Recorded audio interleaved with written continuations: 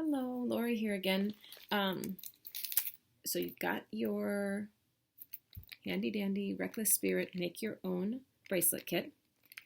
You watched the other video that showed you how to make the bracelet. Now you're on to the very finishing part, which is tying the surgeon's knot. Now, I am going to tell you that people will ask, can I use a regular knot? Maybe.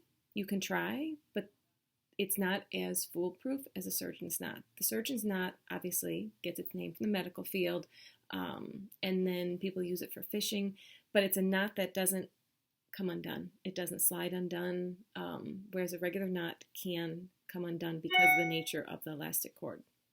So I'm going to show you how to do it today using yarn because it'll be much easier for you to see in the tutorial, but obviously you will be using your elastic stretch cord from your bracelet. One thing I will tell you is I would recommend, as you're learning how to tie this knot, would be to get a bucket, maybe to put underneath where, like a bin or a bucket to put underneath where you're tying, so that if your bracelet comes undone, which could happen, it will at least fall into the bucket and not all over your floor. The other thing I would say is you might want to get a piece of string or something, fabric, thin fabric, and practice the knot a few times on something other than your bracelet, just because it does take a little bit of practice. And then the other thing is, once you transfer to the elastic cord, I will tell you this material is a little bit different than yarn. The yarn's going to be easier, but at least if you get the technique down, that will help. So anyway, that being said, I'm going to show you how to do this knot. Basically, you're going to take your two ends of your elastic cord. You're going to cross it over just like you would tying a shoe. Okay, so you just basically pretend like you're tying your shoe.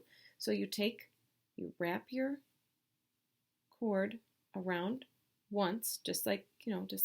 So you're tying your shoe.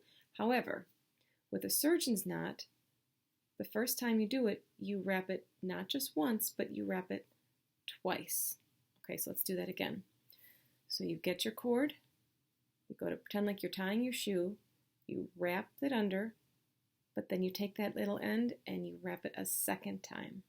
And then you pull it. And then for the last pass, you just loop it once. See that? So it's loop twice, loop once, and then you pull your knot tight. Pull it tight till it secures, and then what I do is once I've pulled this and I feel it's pretty secure, then I pull from the other side and make sure it's in there.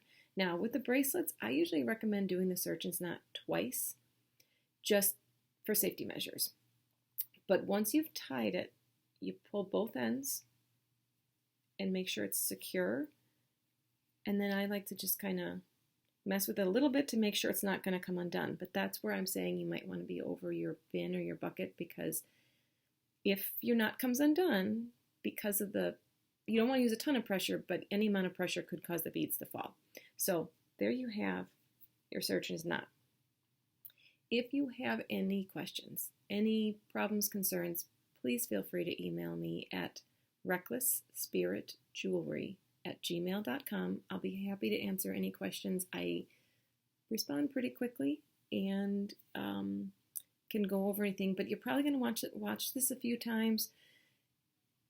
Don't feel bad if you don't get it right the first time. I promise. It will get easier. And like I said, practice on something other than your bracelet, I would recommend. So I think that's it. If you have any questions, please don't hesitate to reach out. Enjoy, have fun, and I'll talk to you soon. Bye for now.